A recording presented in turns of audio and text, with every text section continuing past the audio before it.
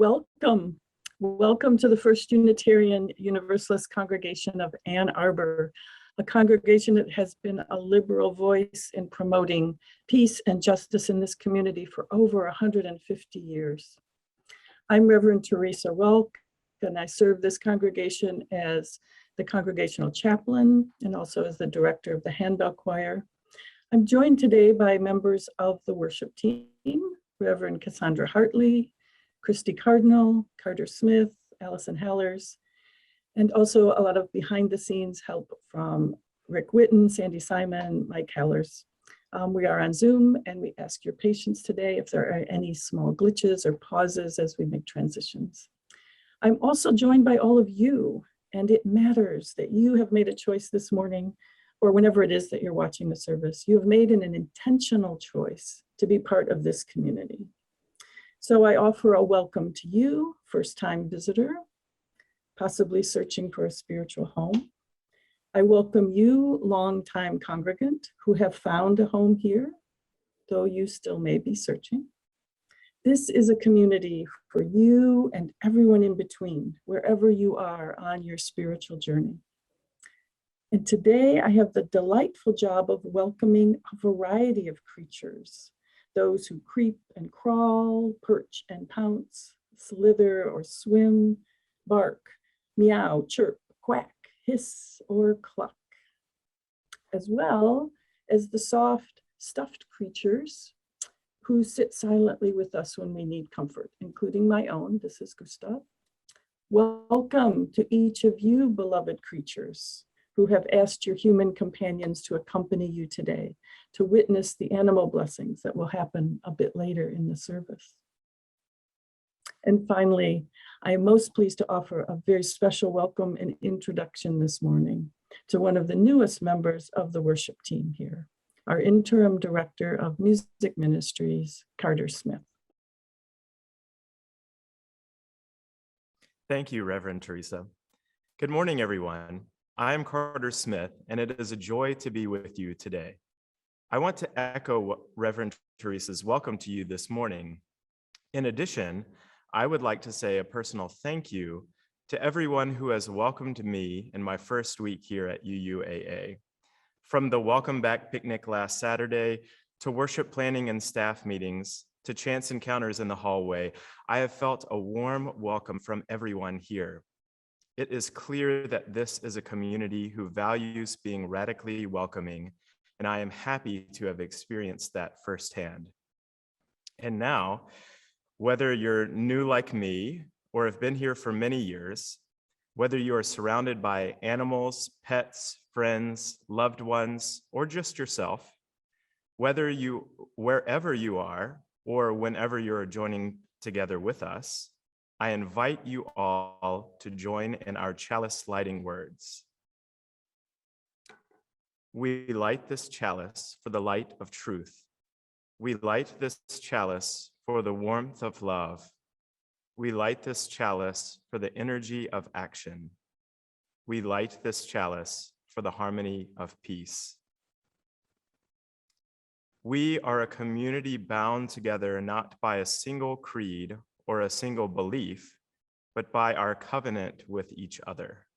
I invite you all to join in speaking the words of our UUAA covenant. The spirit of this church is love, and service is its law. This is our covenant with each other, to dwell together in peace, to search for truth and love, and to help one another. This is Cooper. This is Mom. And this is Spot. Spot has been around almost as long as Cooper has. And he's always been a favorite friend. So he's been hugged and squeezed and chewed. And after 7 years, well, he certainly shows signs of all that love. His eyes are worn, his fur is matted, his nose has bite marks, and his whole body has gotten rather floppy. He's more fragile than ever, but Cooper still loves him as much as any of his friends. Last weekend, Mom found some extra stuffing, a needle, and some thread, and they worked together to find the right place to open up one of Spot's seams. It was very tense, as you might expect when one of your favorite friends is involved. As they worked, Mom checked in with Cooper. Is this enough fluff? Too much? Do you want him to be able to stand up? Does he feel comfy when you hug him? Together, they adjusted until Spot was just right, and then Mom stitched him back up. When Spot woke up, he felt amazing, and Cooper was thrilled that his friend could do things he hadn't done in years. The process wasn't short or easy, but Mom knew that Spot mattered very much to Cooper. And this is what it looks like when we care for each and every one of us. The end.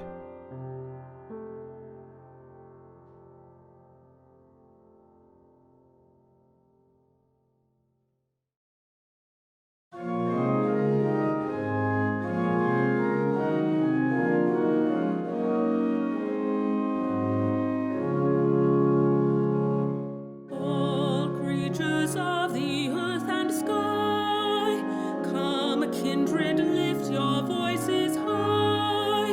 Alleluia, alleluia.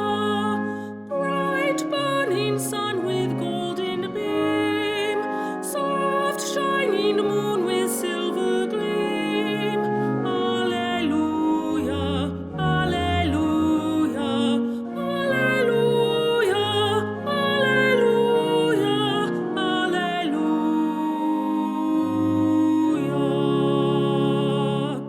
Cool flowing water, pure and clear, make music for all life to hear. Alleluia, alleluia. Dance, flame of fire so strong and bright, and bless us with your warmth and light. Alleluia, alleluia, alleluia, alleluia, alleluia.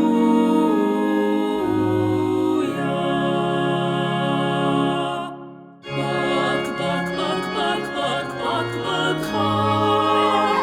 Buck, buck, buck, buck, buck, buck, buck, caw.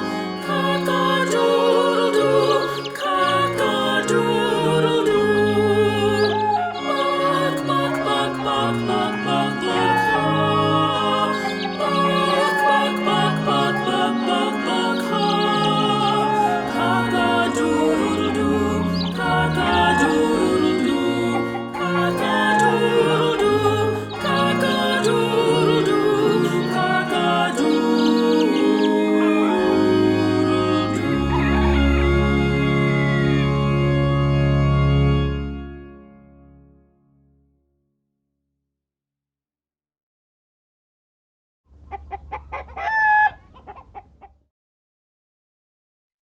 There's really not a lot that I can say that could possibly follow a chorus of stuffed chickens, but our stuffed chicken friends are an important reminder of one of the many gifts that animals offer to us, the gift of joy and laughter. Whether we're laughing at our dog bounding gleefully through the snow, or sharing funny cat videos online, or laughing at the antics of squirrels in the park, animals can bring a smile to our face and make life just a little bit easier. In fact, they embody so many qualities that we can learn from. They can be playful without being self-conscious. They're fully present and living in the moment. They explore the world with wonder and curiosity, and they aren't afraid to show their feelings. If you're a dog owner who's ever come home to find your dog looking repentant before you even find the overturned garbage can, you know just how transparent their feelings really are. Of course, they aren't just open about their feelings. They also help us to understand and be more open with our own feelings. I can't count how many times a beloved pet has curled up next to me when I was upset or sick. One moment that stands out in particular was during the 2016 election night, as I lay in bed watching the results come in. I was filling with terror and panic by the minute, and my body became knotted with all that anxiety. So one of my cats, Katerina, came and laid on my chest and would not budge. Petting her obviously didn't fix the next 4 years, but it did keep me from falling off an emotional cliff that night. One of the best parts about sharing our emotions with animals is that they can receive us with complete unconditional love and acceptance. They aren't projecting their experiences on us, and they don't judge us at all. Well, okay, maybe some cats judge us, but most of them are completely accepting. And for some of us, animals are one of the few or even only places that we can get that kind of pure, unconditional love. When I was completing my hospital chaplaincy training, I had the honor of sitting with patients every day and hearing the stories of their lives. I met with people from all different backgrounds and experiences, but across all these differences, there was one similarity. They loved their pets. No matter how much someone might be struggling with their illness or life situation, the moment I asked if they had any pets, their whole being would light up. The only sadness was that many people wished their pets could be with them as they recovered. I've often wondered how much more healing could occur if pets could be safely brought into hospitals, but that's another message for another time. What is clear is that animals give us the most important gift of all, the gift of connection. In recent years, scientific research has been confirming what spirituality has long known, that we need to feel connected to each other and to something larger than ourselves. This ability to connect is part of what helped us to evolve and survive. Unfortunately, we're also in the midst of a global loneliness epidemic as well.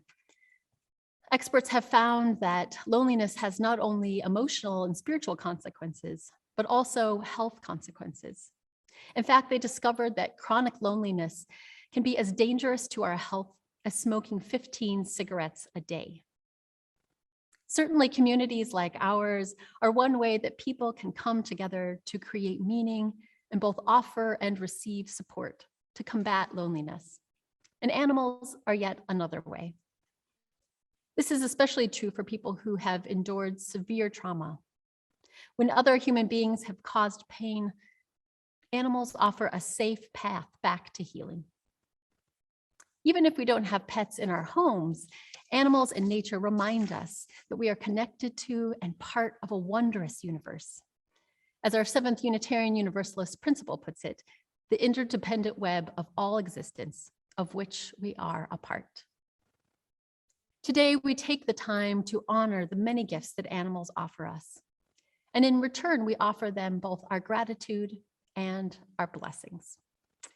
So we move into that time of blessing now, and we invite you to join us, whether you brought a pet to your screen or a stuffed animal, a picture of a pet who has passed, or the memory of an animal you've encountered in nature, or even if you haven't brought any animal in particular to be blessed, but just want to bear witness to other stories.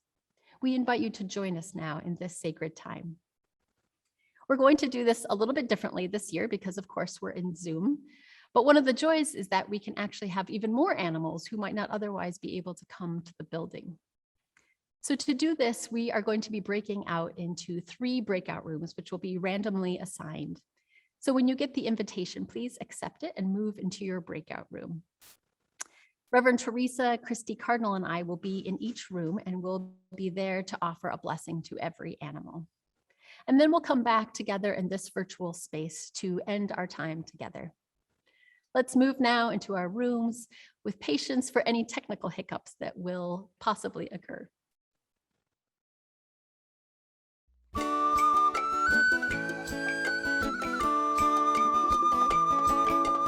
Change comes and goes, love stays. Change comes and goes, love stays. Life is filled with such mysterious ways. Change comes and goes, love stays. Change comes and goes, love stays. Change comes and goes, love stays. Life comes and goes, such mysterious ways. Life is filled with such mysterious ways. Change comes and goes, love stays. Change comes and goes, love stays. Life is filled with such mysterious ways. Life is filled with such mysterious ways. Change comes and goes, love stays.